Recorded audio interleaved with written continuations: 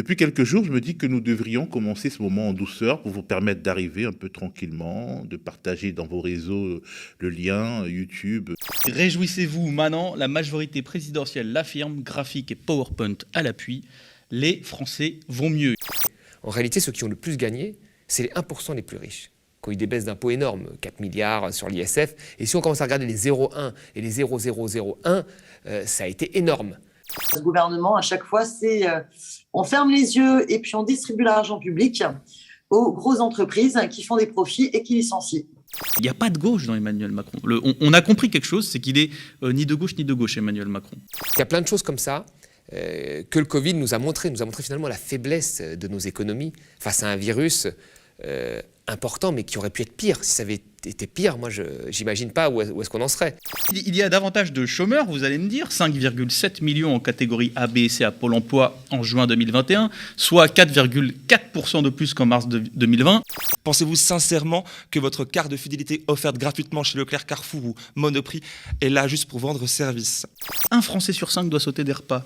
Il y a des très jolis murs, donc dans le 16e arrondissement, où a été privatisé, on peut dire ça, oui c'est ça, l'espace public. Alors c'est pas récent, c'est au 19e siècle que cette ville-là a été créée, où une centaine de maisons magnifiques hébergent du coup des familles très très connues comme Xavier Niel, Mylène Farmer, Vincent Bolloré, les Sarkozy, Céline Dion, Arnaud Lagardère. Des gens comme de cette trempe-là y ont vécu ou y vivent encore. Entre eux, c'est vraiment un ghetto de riches. Alors on ne peut pas y pénétrer sans avoir été annoncé. On nous parle très souvent en ce moment de la fraude des pauvres, qui est une pauvre fraude en réalité. On oublie que par exemple la fraude sur l'impôt sur les sociétés est estimée à plus de 20 milliards d'euros. Il y avait une estimation entre 23 et 30 milliards, je crois. Ceux qui dirigent ce système-là, d'un point de vue économique ou politique, c'est cette couche de possédants qui fait tout fonctionner par rapport à ses intérêts à elle, des intérêts privés. Prison, pour ceux qui sont dans les Pandora Papers, jugement et prison ferme. On est un des pays, je crois, qui punissent le moins l'évasion fiscale. Un rapport rédigé par les Amis de la Terre, l'Observatoire des multinationales et l'association Survie, qui vient d'être publié, décrit minutieusement la responsabilité de l'État français en Ouganda, où la multinationale Total développe d'importants projets pétroliers. On n'a pas encore commencé à exploiter ce pétrole. Par contre, il y a déjà un certain nombre de violations des droits humains, puisque plus de 100 000 personnes sont en train d'être expropriées. Donc leurs terres sont en train d'être prises totalement ou partiellement pour faire place à ces projets. En Ouganda, c'est déjà un régime autoritaire, même avant le pétrole, et les multinationales occidentales comme Total qui rapatrient la plupart des bénéfices en France.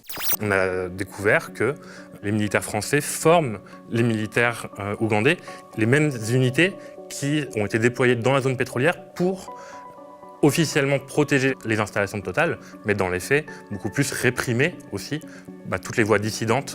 Quand il y a des injustices, quand il y a du mensonge, ceux qui se taisent sont aussi coupables que ceux qui profèrent ces mensonges. On ne veut pas un avenir qui soit dicté par le patronat, par cette logique-là, qui sacrifie notre droit à vivre dignement, à décider de ce qu'on veut faire.